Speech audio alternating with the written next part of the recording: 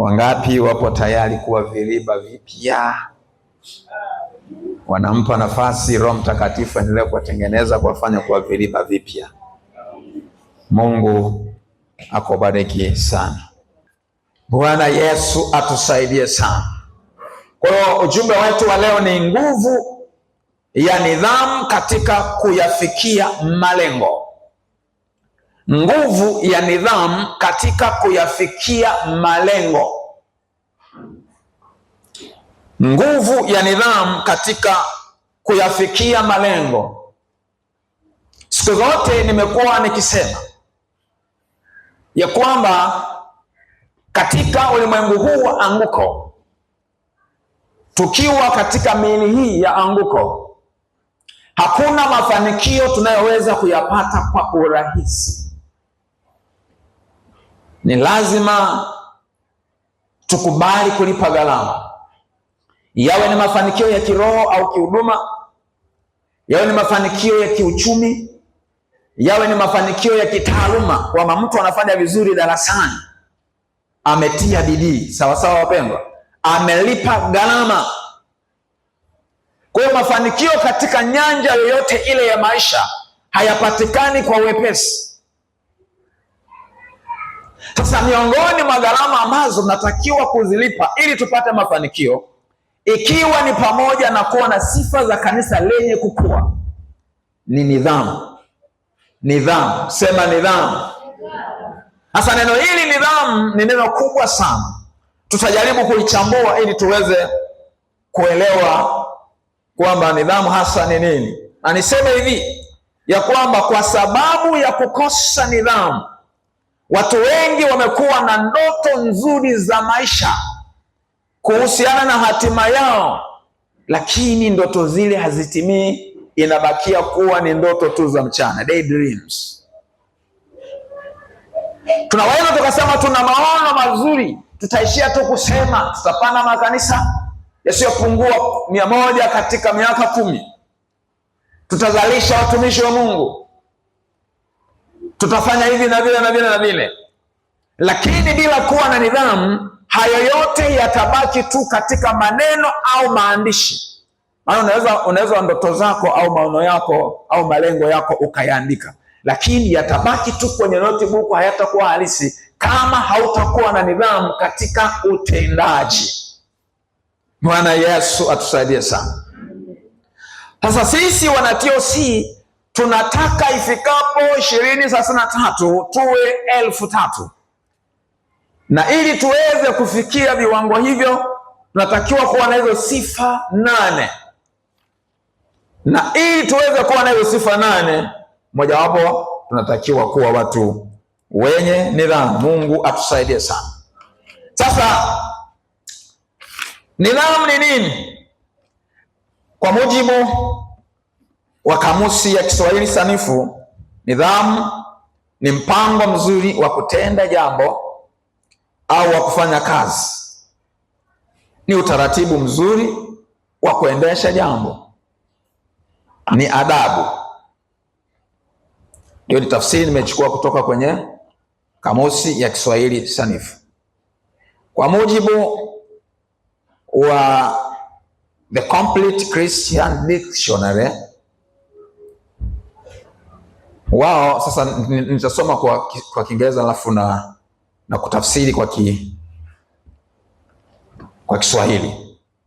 Neno discipline kwa mujibu wa kamusi hiyo linamaanisha, kuna maana mbili zimeandikwa pale. Namba moja ni training that produces obedience, self-control or a particular skill. Training. Kwa hiyo discipline ambalo kwa Kiswahili ndio nidhamu ni training. Sasa neno training ni zaidi ya mafunzo. Mtu anaye train ni kama anaofanya viungo mazoezi ya viungo hawa ili aweze kuwa na uwezo fulani ambao hakuwa nao kabla.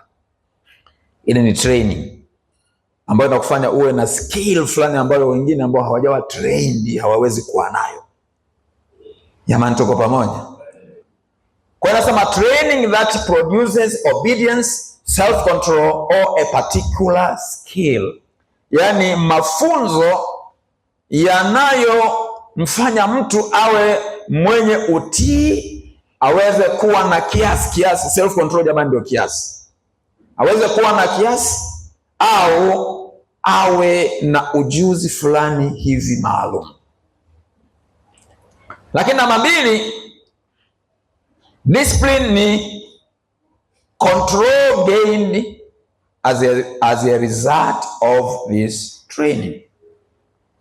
Ni ile hali ya kutawala mambo ya control. Maana yake sasa unakuwa una uwezo fulani. Kwa lugha tu rahisi ya Kiswahili tungesema tu ni ule uwezo. Maana hapo juu tumetaja hayo tuliyotaja hayo. Sasa ile training inachokisababisha ndio kinaitwa discipline. Sasa nidhamu kwa maneno mengine ni hali ya mtu kuwa na uwezo wa kujiongoza na kufuata kanuni, taratibu, maadili au maagizo bila kulazimishwa. Narudia tena. Nidhamu ni hali ya mtu kuwa na uwezo wa kujiongoza na kufuata kanuni, taratibu, maadili au maagizo bila kulazimishwa.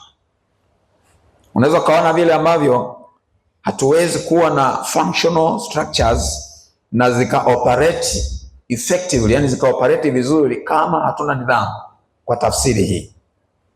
Kwa sababu hizo functional structures, wale ambao wapo kwenye hiyo structure, wapo kwenye hiyo mifumo ya utendaji, maana yake ili waweze kuoperate vizuri lazima wawe na nidhamu, kwa maana ya kuwa na uwezo wa kujiongoza na kufuata kanuni, taratibu, maadili au maagizo, na unafanya hivyo bila kulazimishwa. Lakini nidhamu ni kujizuia kufanya yasiyofaa na kufanya yaliyo sahihi kwa wakati unaofaa, hata kama si rahisi au hakuna anayekuangalia. Tukisema nidhamu za kiroho kama maombi, mtu ambaye amejiwekea utaratibu, kwa mfano kuna ambao wanaamka usiku labda saa 7, saa 8, anaomba saa 1, masaa mawili alafu anarudi kulala, alafu kukicha anaamka anaendelea na shughuli zake. Huyu maana yake ana nidhamu.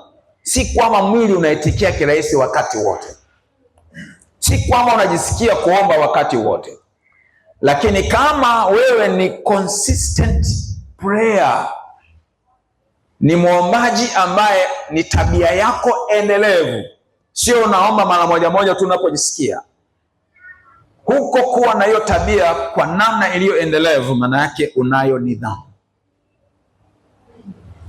Kuna mwingine anaweka hata alarm kwamba saa fulani alarm iniamshe, alafu baadaye anagombana na alarm, anaizima, anaona inamkera, anaendelea kulala.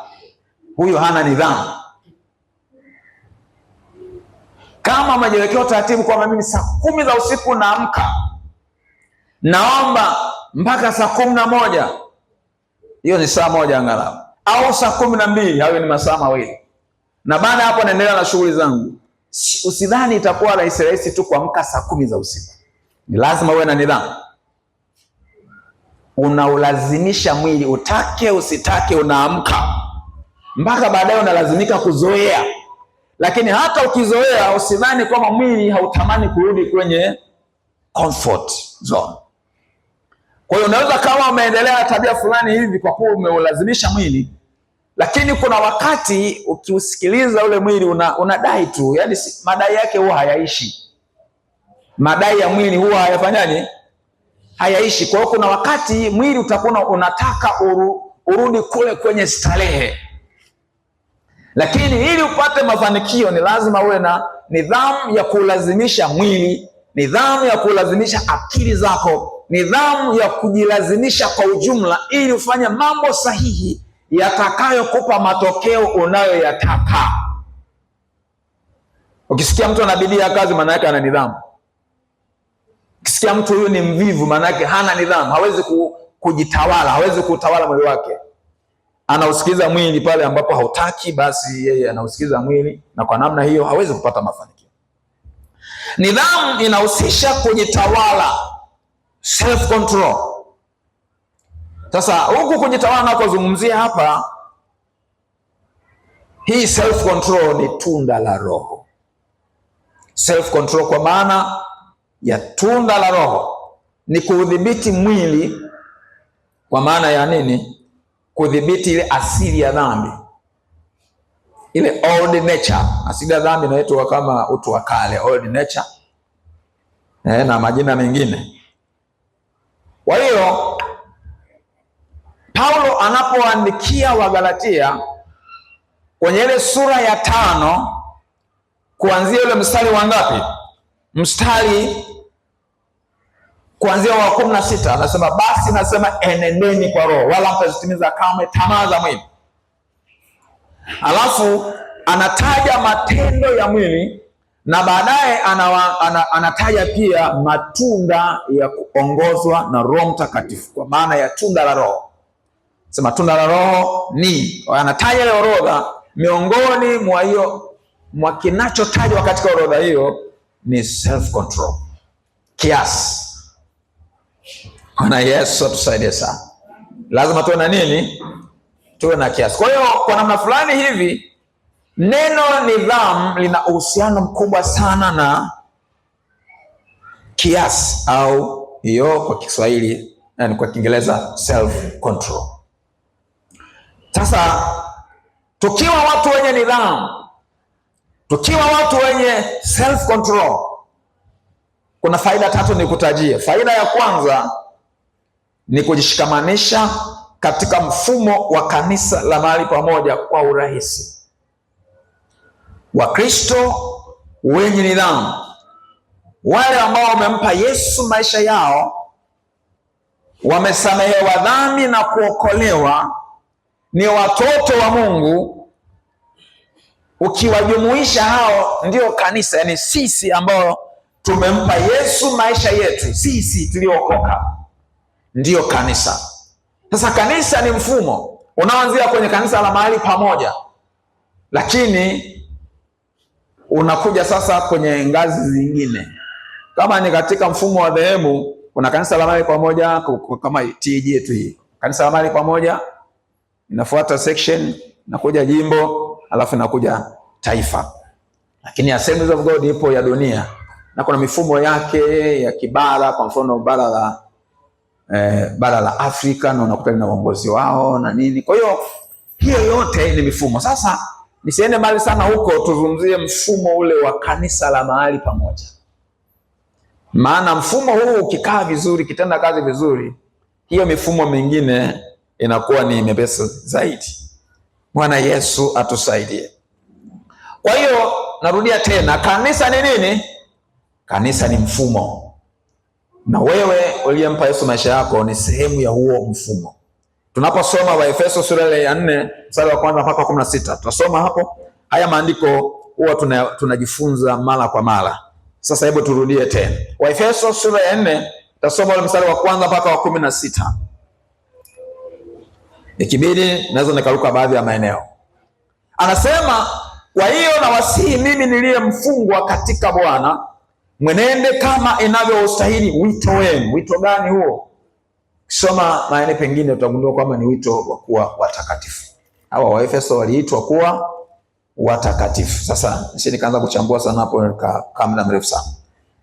Kwa hiyo anasema mwenende kama inavyostahili wito wenu mlioitiwa, kwa unyenyekevu wote na upole, kwa uvumilivu, mkichukuliana katika upendo. Na hapo kimsingi ametaja baadhi ya vipengele vya tunda la Roho. Hapo maana yake tunatakiwa tuwe na hali